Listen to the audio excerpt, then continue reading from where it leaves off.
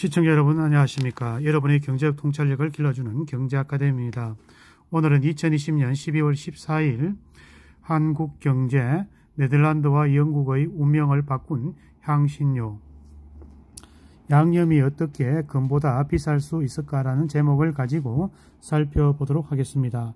인류가 향신료를 이용한 것은 BC 3000년께로 거슬러 올라갑니다. 당시 수메르의 기록에 향신료, 허브 등에 관한 내용이 있습니다. 고대 이집트는 미라의 방부 처리에 여러가지 향신료를 사용했다. BC 1224년 사망한 파라오 람세스 2세 미라의 코에서 후추 열매가 여러 개 발견되었습니다. 영생과 부활을 기원한 것입니다.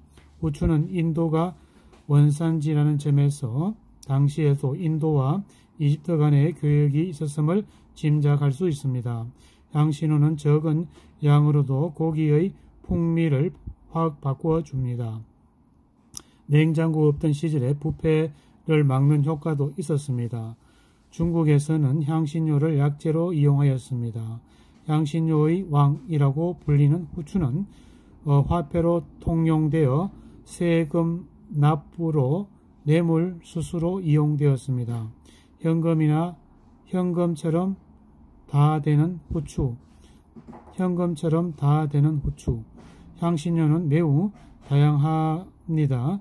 고추, 생강, 마늘, 겨자, 파, 부추처럼 향이 나고 매운 식물은 모두 향신료로 분류됩니다.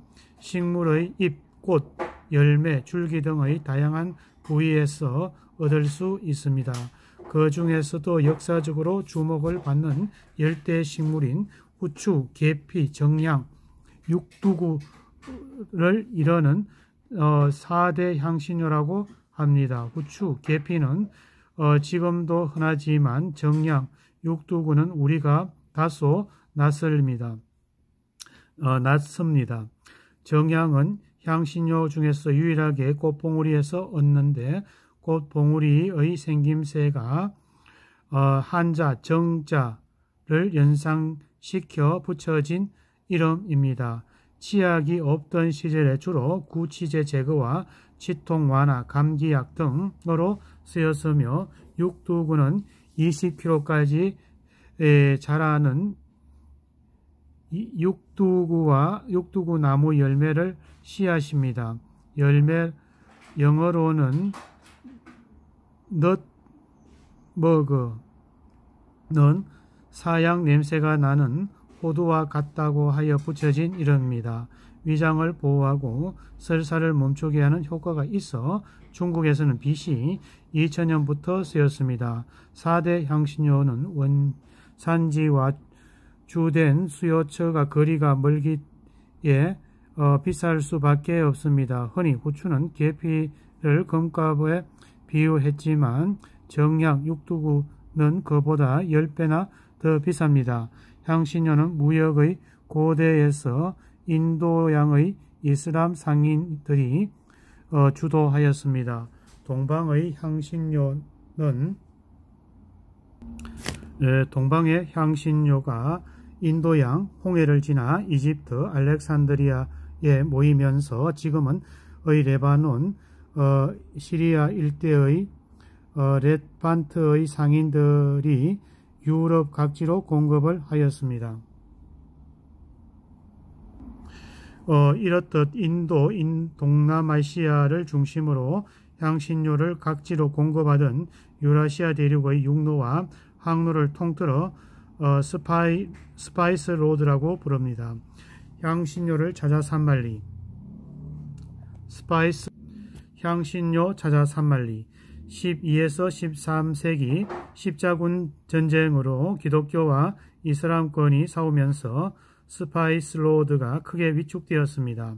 베네치아 상인들이 이슬람에서 들어오는 향신료를 양의 턱없이 부족했고 가격도 비쌌습니다. 설상가상으로 오스만 투르크 제국이 1453년 콘스탄티노폴리스를 함락하면 뒤에 향신료에 엄청난 세금을 붙여 가격을 띄웠습니다. 유럽 각국에서 직접 향신료를 구하러 나서게 된 배경입니다. 근대사 초기는 향신료가 차지하기 위해 유럽 열강들의 각축정으로 출발하였습니다. 인도네시아의 모루카제도의 철발을 내딘 것은 포르투갈이었습니다. 포르투갈은 유럽 서쪽 끝에 위치했고 이슬람 지배를 오래 받으면서 기술적으로 다른 나라 유럽 국가들을 앞서 있었습니다. 항해의 왕 엔히크 왕자의 후원 아래 15세기 국가사업으로 대항해에 나서면서 먼저 인도 항로를 개척해 포르투갈은 계속 동쪽으로 나아가며 향신료 무역을 독점하였습니다. 이에 자극을 받은 스페인에서는 페르디난드 마젤란이 세 척의 배를 이끌고 남미의 최남단인 마젤란 해협을 돌며 태평양을 횡단하였습니다.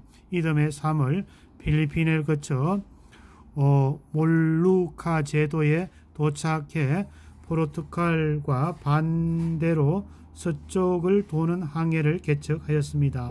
마젤란은 필리핀 원주민과 전투에서 사망했지만 그의 부하들은 에스파냐로 귀환해 세계 일주를 완성하였습니다. 이후 몰루카 제도는 포르투갈을 차지했고 스페인은 필리핀을 식민지로 삼았습니다. 향신료 무역의 독점을 잃게 된 오스만 제국은 홍해 함대를 인도양에 파견해 인도양의 포르투갈 무역 거점을 공격하였습니다. 설상가상으로 포르투갈은 북아프리카 모로코에서 이슬람 세력이 패해 국왕이 전사하는 위기에 처하였습니다. 이 틈을 비집고 스페인이 향신료 무역을 잠식하였습니다.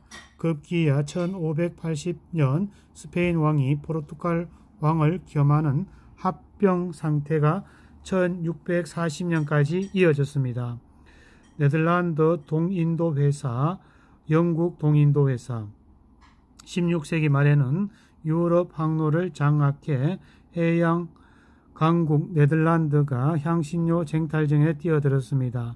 네덜란드는 1602년 세계의 최초 주식회사이지만 다국적 기업인 동인도 회사가 설립되었습니다.